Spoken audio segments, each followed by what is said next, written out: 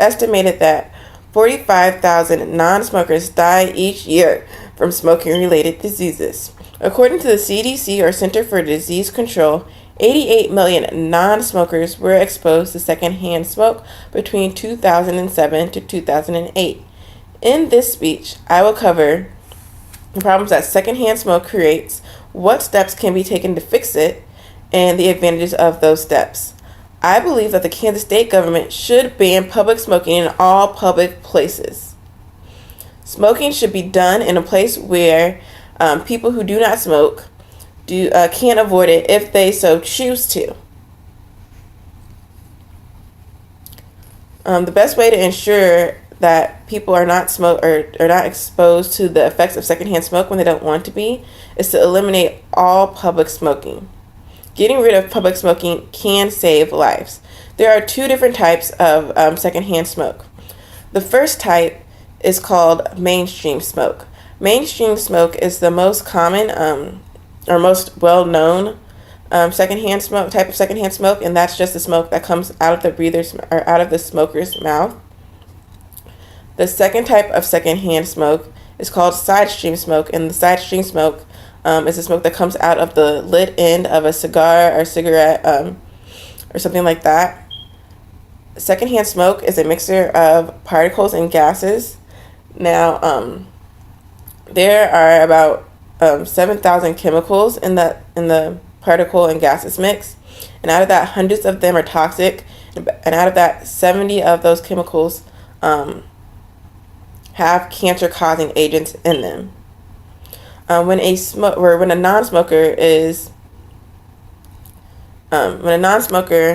exposed to secondhand smoke, it is called involuntary smoking. Person who is exposed to secondhand smoke increases their chance of lung cancer by about 20 to 30%. On top of the 45,000 deaths secondhand smoke causes per year, it causes asthma-related problems in more than 1 million children per year as well. It is estimated that half the children between the ages of 3 and 18 are exposed to secondhand smoke.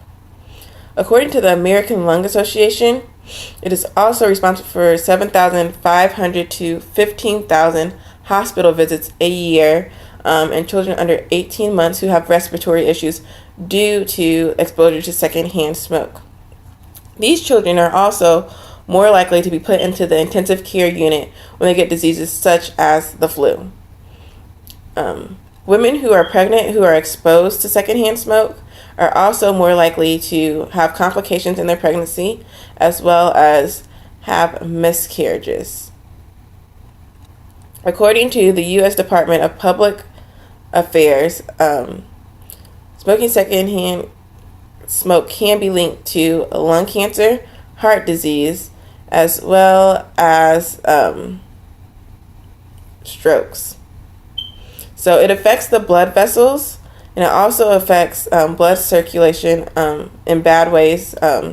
So non-smokers who are exposed to this are more likely to develop lung cancer, as I said previously in this speech.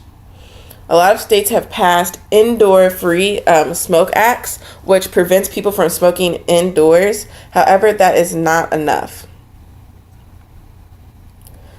The only real way to prevent non-smokers from inhaling the effects of smoke is to eliminate public smoking altogether, all in general. A lot of people believe that ventilation systems or separating smokers from non-smokers will stop secondhand smokes, or at least limit the effects of secondhand smokes, but that is not true. The only real way to do it is just to prevent public smoking in general and all together so that nobody is exposed to the effects of the secondhand smoke.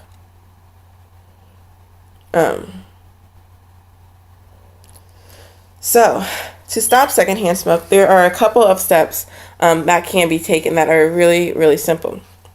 The first step, or the first thing that someone should do, is educate themselves. Know the facts and learn. When you know more about secondhand smoke, you're able to you are able to tell other people about the effects of secondhand smoke and how dangerous it is. You are then able to inform business owners as well as lawmakers about how dangerous it is and what are the exact side effects or the exact causes, the exact problems linked to secondhand smoke. The second thing you can do is start petitions and write letters to the lawmakers to inform them about just how bad secondhand smoke really is.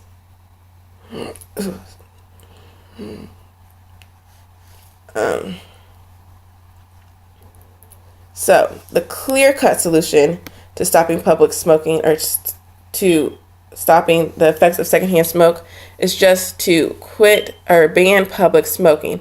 That is the only way that we can be 100% positive or 100% sure that secondhand smoke will not be causing any harm to anybody else.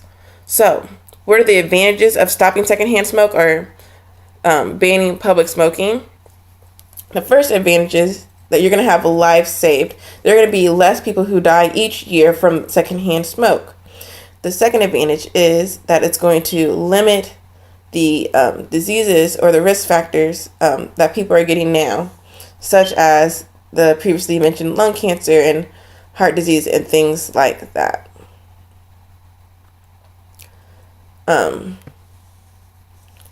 So, in conclusion, I believe that public smoking causes non-smokers to be exposed to secondhand smoke.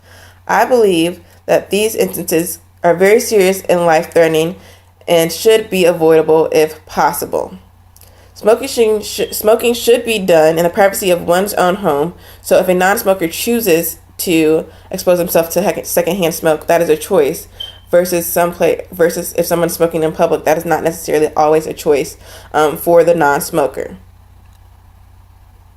Eliminating smoking both indoors and outdoors can and will save lives and prevent smoking-related diseases or secondhand smoke-related diseases to those who want to avoid them. Secondhand smoke is dangerous at any level, and there is no risk-free level of exposure to secondhand smoke. Secondhand smoke causes deaths and diseases which are completely avoidable if we ban public smoking.